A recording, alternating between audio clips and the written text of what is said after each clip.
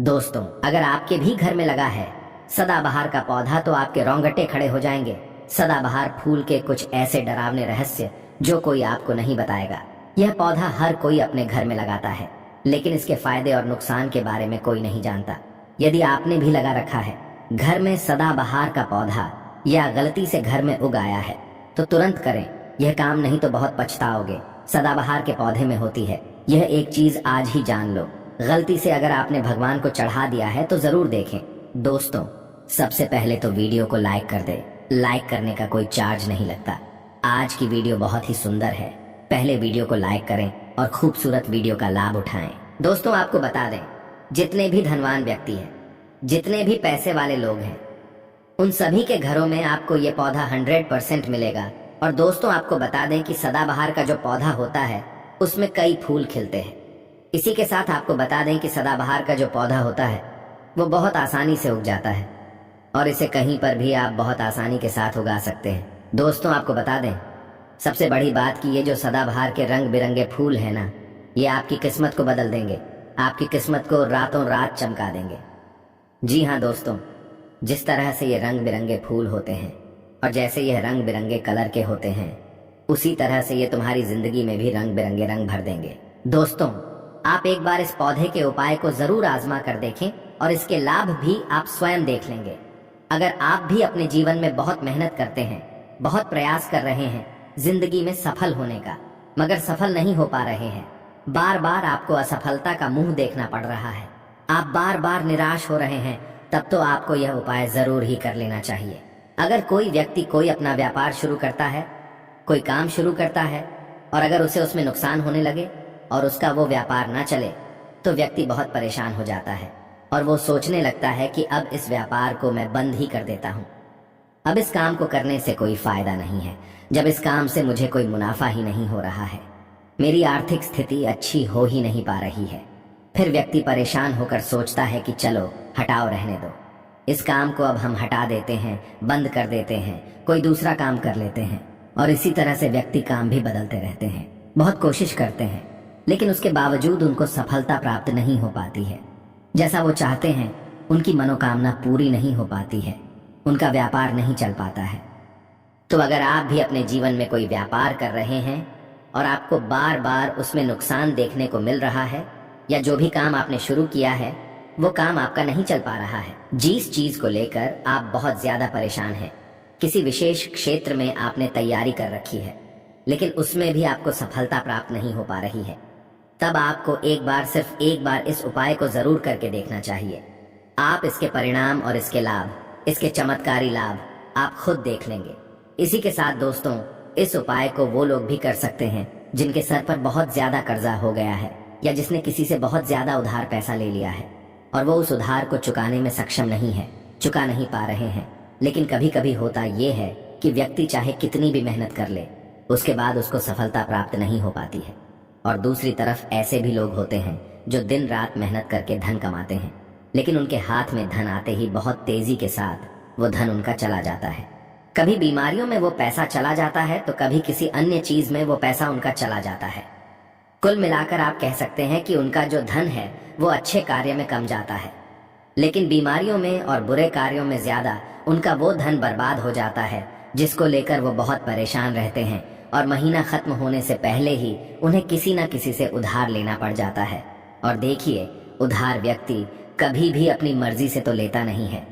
जब व्यक्ति के ऊपर बहुत ज्यादा परेशानी आ जाती है, उसके जीवन में बहुत सारे कष्ट आ जाते हैं, जिसके चलते उस व्यक्ति को अपना घर चलाने के लिए और बहुत सारी आवश्यकताएं ऐसी होती हैं जिन्हें पूरा करना व्यक्ति का दायित्व होता है, जिसके चलते वो किसी न किसी से पैसा उधार ले लेता है, ये सोचकर कि अगले महीने उस पैसे को मैं चुका दूंगा।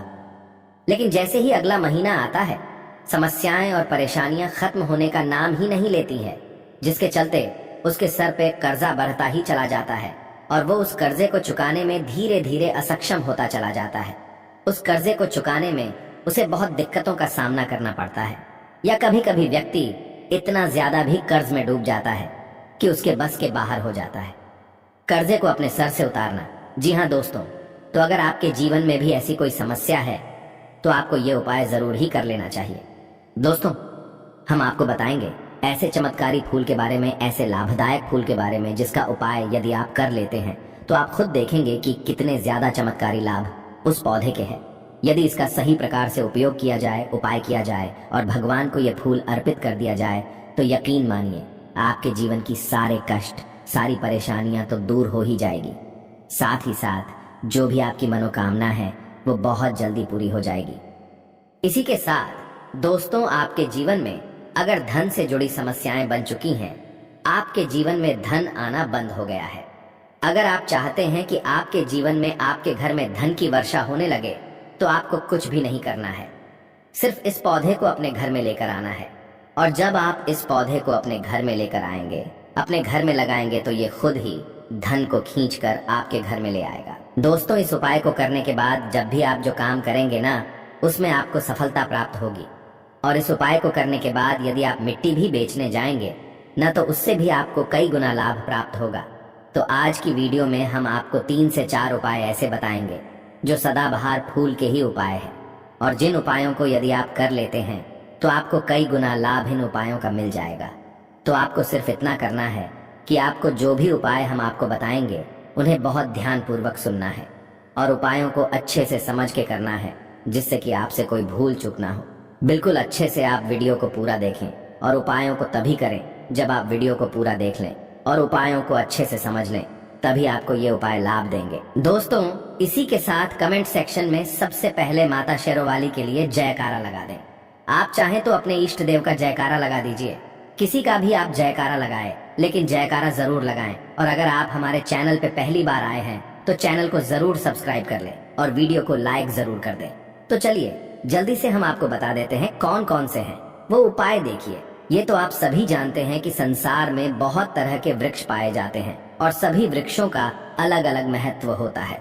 उन्हीं में से कुछ पेड़ पौधे, कुछ वृक्ष ऐसे होते हैं जो देवी तुल्य होते हैं। मतलब कहने का है कि जिन्हें देवी का दर्जा प्रदान किया गया है, जिन्हें देवताओं का दर्जा प्रदान किया गया है। जैसा कि आप जानते हैं, तुलसी का पौधा हो गया, पीपल का वृक्ष हो गया, बट वृक्ष हो गया, ये सभी बहुत पूजनीय पौधे माने गए हैं। तो आपको बता दें कि कुछ वृक्ष ऐसे होते हैं जिनमें दैव्य शक्ति होती है, जिनके अंदर बहुत अलौकिक चमत्कार होते हैं। अगर बात कर ले पीपल के पेड़ की, तो उसमें साक्षात श्री हरि विष्णु का वास माना गया है और समस्त देवी देवताओं का वास भी पीपल के पेड़ के अंदर माना जाता है। और अगर हम बात करें समी के पेड़ की, तो समी का जो पेड़ होता है उसे शनिदेव की तरह ही देखा जाता है। कहा जाता है कि शनिदेव का उसमें वास होता है। और अगर बात करें आंखड़े के पेड़ की, तो यानी कि हम जब आंखड़े का पेड़ देखते हैं, उसे निहारते तो ऐसा लगता है कि गजानन को हम निहार रहे हैं। बेल का पेड़ हो गया जो कि बहुत ही पूजनीय है, ये आप भी जानते हैं।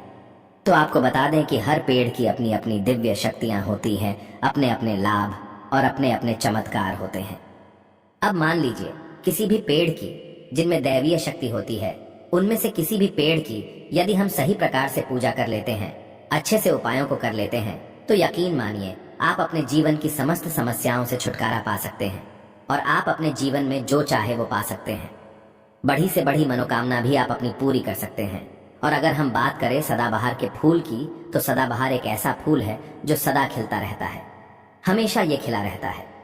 इसी कारण इसे सदाबहार का फूल भी कहा जाता है। और इसीलिए दोस्तों, ये जो सदाबहार का फूल है, ये सदा के लिए आपके भाग्य को चमका सकता है, आपकी किस्मत को बदल सकता है। तो इस फूल के बहुत सारे लाभ, बहुत सारे चमत्कार है। हम आपको बहुत ही सरल शब्दों में बताने का और समझाने का पूरा प्रयास करेंगे, जिससे कि आपको किसी समस्या का सामना ना हो। आप उपायों को बहुत अच्छे से समझ के अच्छे से कर सकें। आप चाहें तो इनको लिख भी सकते हैं और आप चाहें तो हमारी वीडियो को दोबारा भी देख सकते हैं, आपको उपाय अच्छे से समझ आ जाएंगे। तो देखिए, अगर बात करें सदाबहार के फूल की, उस पौधे की, तो सदाबहार के 2 रंग के फूल होते हैं। एक फूल होता है सफेद रंग का और वहीं दूसरा जो फूल होता है वो होता है गुलाबी रंग का। आपने देखा भी होगा, हल्का गुलाबी रंग का वो फूल होता है। तो आपकी जानकारी के लिए बता दें कि सफेद रंग का जो सदाबहार का फूल होता है वो माता लक्ष्मी को प्रसन्न करने के लिए बहुत ही कारगर फूल है। बहुत ही ज्यादा माता लक्ष्मी को वो फूल पसंद है। और गुलाबी रंग का जो सदाबहार का फूल होता है वो भी माता लक्ष्मी को अति प्रिय होता है, क्योंकि गुलाबी रंग तो माता रानी का सबसे ज्यादा प्रिय रंग है। तो जब आप सदाबहार के इन फूलों का कोई उपाय करते हैं, तो इसका मतलब है कि धन खींचने की चाबी आपने अपने पास रख ली है। धन खींचने का पौधा अब आपने अपने घर पर लगा लिया है। इसी के साथ दोस्तों आपको बता दें कि शिव जी को सफेद रंग का जो सदाबहार का पुष्प होता है, जो फूल होता है, शिव जी को सफेद रंग का सदाबहार का पुष्प बहुत ज्यादा प्रिय होता है। यदि आप इस सफेद रंग के पुष्प को शिव जी को अर्पित करते हैं तो आपके जीवन की बहुत सारी समस्याओं से आपको छुटकारा मिल जाएगा और आपके जीवन में जो भी राहु केतु का दोष है वो भी पूरी तरह से समाप्त हो जाएगा। तो जब भी आप इस सफेद रंग के पुष्प को शिव जी को अर्पित करें या माता रानी को अर्पित करें तो आप अपनी मनोकामना बोल दें। आपकी कैसी भी मनोकामना है वो जरूर पूरी हो जाएगी। और यदि आप इस सफेद रंग के पुष्प को शिव जी को अर्पित करते हैं तो शनिदेव भी आपसे बहुत प्रसन्न होते हैं। अगर आपके पास सदाबहार के पुष्प है, आपके घर में कोई पौधा लगा है तो बहुत अच्छा है। लेकिन अगर आपके घर में सदाबहार का फूल नहीं है, पौधा नहीं है, तो आपको अपने आसपास ये बहुत ही आसानी से प्राप्त हो जाएंगे। वहां से भी आप इन फूलों को ले सकते हैं। तो चलिए सबसे पहला उपाय हम आपको बता देते हैं कि आपको सफेद रंग के सदाबहार के पुष्प लेने हैं और किस दिन इस उपाय को करना है। आपको यह उपाय करना है शुक्रवार के दिन। तो दोस्तों आपको सफेद रंग के पुष्प तोड़कर लाना है और उनसे ही आपको उपाय करना है। तो उपाय आप कैसे करेंगे, इस चीज को भी आप अच्छे से समझ लीजिए। तो देखिए, आपको सूर्यास्त होने से पहले पहले फूलों को तोड़कर लाना है। तो आपको कितने फूल तोड़कर लाने हैं, या तो आपको 27 फूल तोड़कर लाने हैं और या फिर आपको 21 फूल तोड़कर लानी है। अगर आप 27 फूल तोड़ते हैं तो उसका उपाय अलग है, और यदि आप 21 फूल तोड़कर लेकर आते हैं तो उसका उपाय अलग है। लेकिन हम आपको बताएंगे, तो इसलिए वीडियो में अच्छे से बने रहे और उपायों को अच्छे से समझें।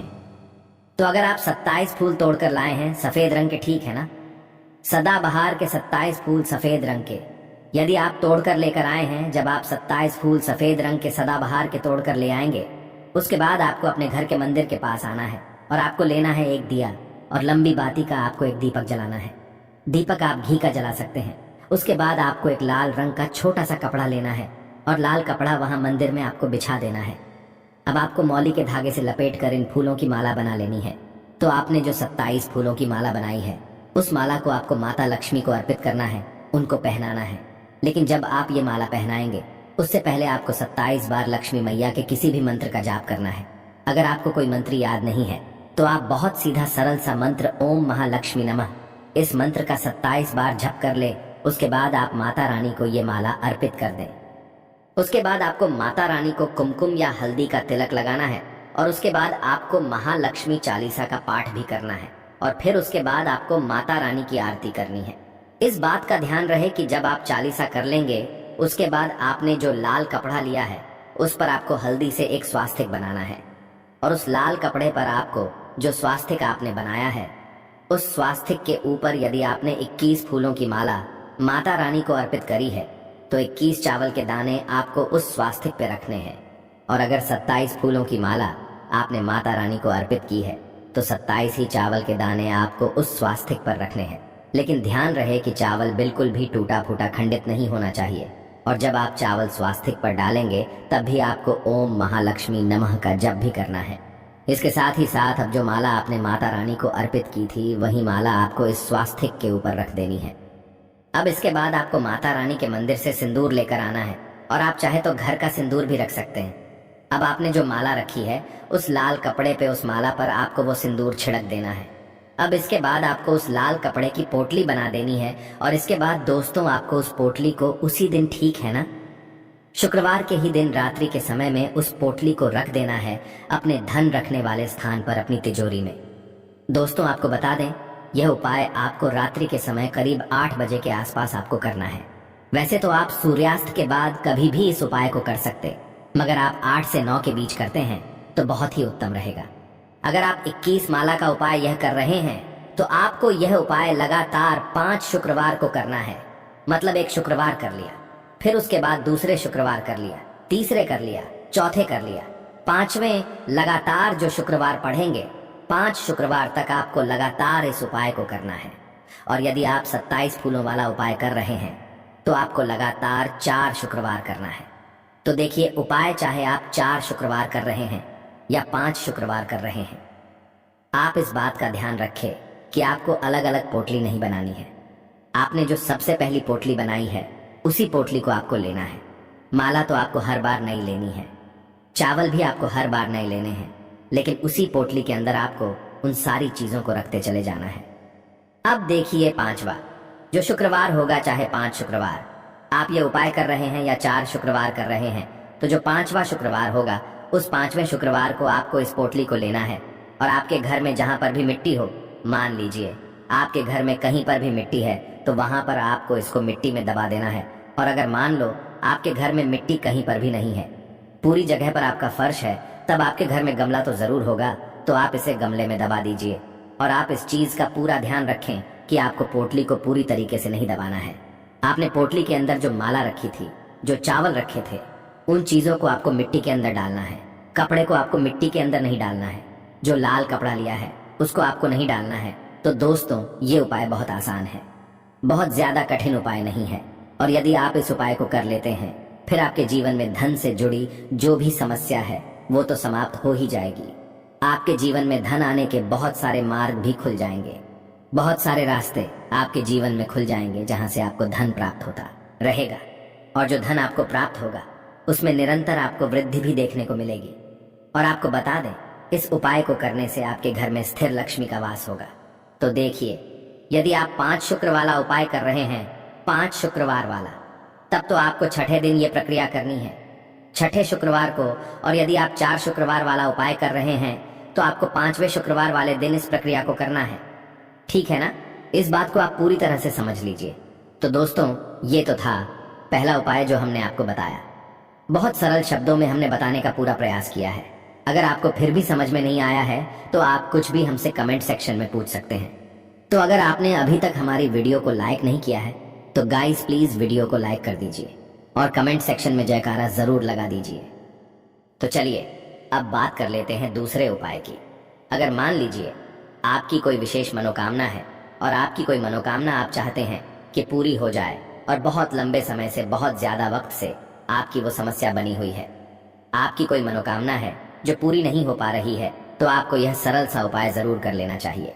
चाहे आपकी कैसी भी मनोकामना हो, जैसे मान लीजिए आपके जीवन में संतान सुख आपको प्राप्त नहीं हो पाया है और आप चाहते हैं कि आपको संतान की प्राप्ति हो जाए, या फिर आप एक अच्छे जीवन साथी की कामना करते हैं, आपके विवाह से जुड़ी कोई समस्या है, धन से जुड़ी कोई समस्या है, कहने का मतलब है कि हर प्रकार की समस्या का उपाय है ये एक छोटा सा उपाय। तो दोस्तों, ये उपाय बहुत ही ज्यादा खास उपाय है। क्यों? क्योंकि ये आपकी हर प्रकार की समस्या को समाप्त करता है और आपकी जो भी मनोकामना है उसे पूरी करता है। इसलिए ये उपाय बहुत ही ज्यादा खास हो जाता है, इसका महत्व बहुत ज्यादा बढ़ जाता है। तो इस उपाय को करने के लिए आपको लेने हैं सदाबहार के 9 गुलाबी रंग के फूल। ठीक है ना? हम आपको फिर से बता देते हैं कि सदाबहार के गुलाबी वाले फूल आपको 9 लेने हैं और इसी के साथ आपको तांबे के पात्र में, तांबे के लोटे में जल लेना है और ये उपाय करना है। आपको सोमवार के दिन तो यह उपाय आपको सुबह के समय करना है। सुबह जल्दी उठकर स्नान आदि करने के बाद आपको स्वच्छ वस्त्र धारण करने हैं और तांबे के लोटे में आप पूरा जल भर लीजिए और उस तांबे के लोटे में आप उन फूलों को डाल दीजिए जो 9 फूल आपने लिए हैं, गुलाबी रंग के सदाबहार वाले फूल। और उसके बाद आपको शिव जी के मंदिर में जाकर, शिवालय में जाकर ओम नमः शिवाय इस मंत्र का जाप करना है पूरे 108 बार। और आपको बता दे, आप श्री शिवाय नमस्तुभ्यं इस मंत्र का जप भी कर सकते हैं। तो आपने जो जल लिया है और जो फूल उसके अंदर डाले हैं, वो दोनों आपको शिवलिंग पर अर्पित कर देने हैं, चढ़ा देने हैं। और ऐसा करते समय जब आपकी जो भी मनोकामना है उसको आप बोल दीजिए। यह उपाय यदि आप कर लेते हैं तो आपकी कितनी भी बड़ी मनोकामना हो, चाहे कैसी भी समस्या हो, वो समाप्त हो जाएगी और आपकी मनोकामना पूरी हो जाएगी। चाहे जैसी भी आपकी मनोकामना हो, संतान से जुड़ी हो, व्यापार से जुड़ी हो, धन से जुड़ी हो, स्वास्थ्य से जुड़ी हो, कैसी भी आपकी मनोकामना हो। दोस्तों, आपको बता दें, यह उपाय जो व्यक्ति करता है उसके जीवन में चाहे जैसा भी दोष हो, कोई भी वास्तु दोष हो, कोई भी कुंडली दोष हो, वो पूरी तरह से समाप्त हो जाता है। और दोस्तों, आपको बता दें, यह उपाय करना है आपको 5 सोमवार लगातार। ठीक है ना? जब आप पहले सोमवार करेंगे, उसके बाद दूसरे सोमवार, तीसरे सोमवार, चौथे सोमवार, 5वें सोमवार, 5 सोमवार आपको लगातार करना है, बीच में गैपिंग नहीं करना है आपको। ठीक है ना? गैप नहीं देना है। दोस्तों, बात करते हैं कि यदि आपने यह उपाय सोमवार के दिन सुबह के समय किया है और 9 से 10 के बीच किया है, तो आपको हर सोमवार को वैसे ही करना है जैसे आपने पहले सोमवार को किया है। इस चीज को आप विशेष करके ध्यान रखें। तो दोस्तों, यदि आप इस उपाय को कर लेते हैं तो आप अपनी कैसी भी मनोकामना पूरी कर सकते हैं। इन छोटे सरल से उपायों को करके आपको अपने मन में पूरी सच्ची श्रद्धा और पूरा विश्वास होना चाहिए, तब ये उपाय असर करते हैं। दोस्तों, आज की वीडियो में बस इतना ही। मिलते हैं आपसे एक नई वीडियो के साथ। अगर आपने अभी तक जयकारा नहीं लगाया है तो कमेंट सेक्शन में जयकारा जरूर लगा दीजिए। जयकारा लगाने से आपकी जो भी मनोकामना है वो बहुत जल्दी पूरी होती है। और साथ ही वीडियो को लाइक जरूर कर दीजिए। हमारे चैनल पर पहली बार आए हैं तो सब्सक्राइब करना ना